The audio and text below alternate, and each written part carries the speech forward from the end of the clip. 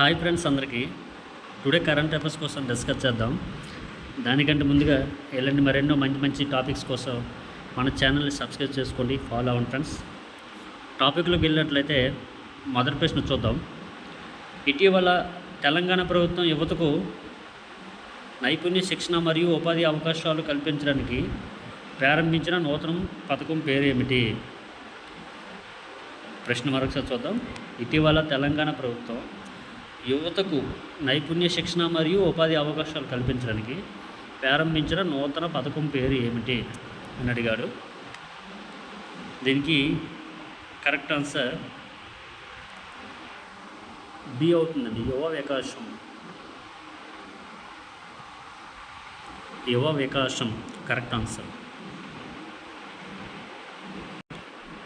రెండవ ప్రశ్న, 2025-26 ఆర్థిక సర్వే ప్రకారం 2026-27 ఆర్థిక సంవత్సరానికి భారతదేశ అంచనా జీడిపి వృద్ధి రేటు ఎంత?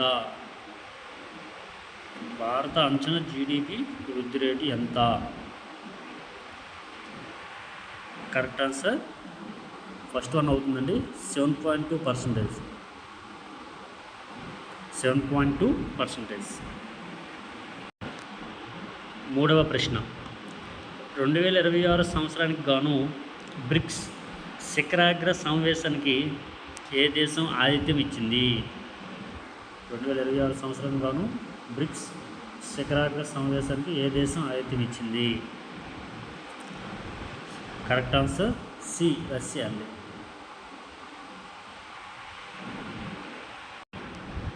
నాలుగవ ప్రశ్న, 2026 ఫిఫా పురుషుల ప్రపంచ కప్ ఫుట్బాల్ టోర్నమెంట్కు ఏ దేశాలు ఉమ్మడిగా ఆతిథ్యం ఇస్తున్నాయి?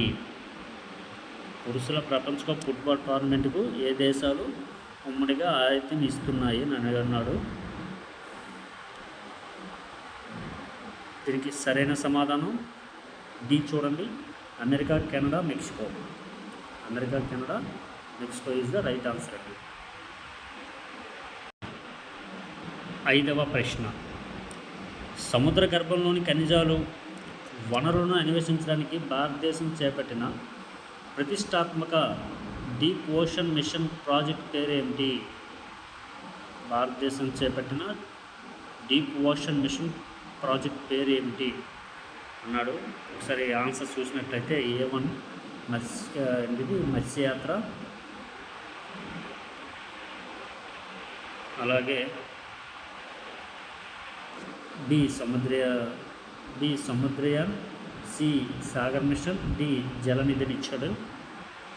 దీనికి షూటబుల్ ఆన్సర్ సి అవుతుందండి. Sagar mission is the right answer. C Sagar machine.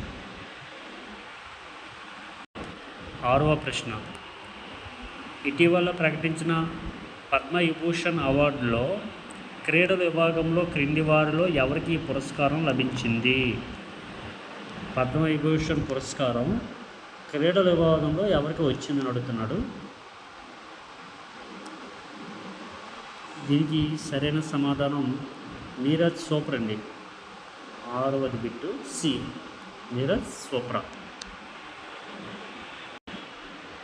ఏడవ ప్రశ్న, ఆంధ్రప్రదేశ్ ప్రభుత్వం ఇటీవల అభివృద్ధి చేసి ప్రారంభించిన గ్రీన్ఫీల్డ్ వాడరేవు ఏది? ఆంధ్రప్రదేశ్ ప్రభుత్వం ఇటీవల అభివృద్ధి చేసి ప్రారంభించిన గ్రీన్ఫీల్డ్ వాడరేవు పేరు ఏమిటి అని అన్నాడు. చాలా ఇంపార్టెంట్ పెట్టండి ఇది. మచిలీపట్నం పోర్ట్. ఏ అవుతుందండి? Machilipatnam port correct answer. 8వ ప్రశ్న, తెలంగాణ ప్రభుత్వం నూతన పారిశ్రామిక విధానంలో భాగంగా హైదరాబాద్లో అభివృద్ధి చేస్తున్న నూతన ఐటీ కారిడార్ లేదా నగరం పేరు ఏమిటి? తెలంగాణ ప్రభుత్వం నూతన పారిశ్రామిక విధానంలో భాగంగా హైదరాబాద్లో అభివృద్ధి చేస్తున్న నూతన ఐటీ కారిడార్ లేదా నగరం పేరు ఏమిటి అని అడిగాడు. ఈ ప్రశ్నకి సమాధానం వచ్చి 4th వన్ అవుతుందండి. Fourth city is the correct answer. 4th city. 9వ ప్రశ్న, భారతదేశం మరియు జపాన్ దేశాల మధ్య ఇటీవల జరిగిన సంయుక్త సైనిక విన్యాసాల పేరు ఏమిటి? ప్రశ్న మరోసారి చూద్దాం. భారతదేశం మరియు జపాన్ దేశాల మధ్య ఇటీవల జరిగిన సంయుక్త సైనిక విన్యాసాలు అని అన్నాడండి. సంయుక్త సైనిక విన్యాసాల పేరు ఏమిటి అని అన్నాడు. దీనికి ఈ ప్రశ్నకి సరైన సమాధానం ఫస్ట్ వన్ అవుతుంది చూడండి, ధర్మ గార్డియన్. ధర్మ Guardian is the right answer.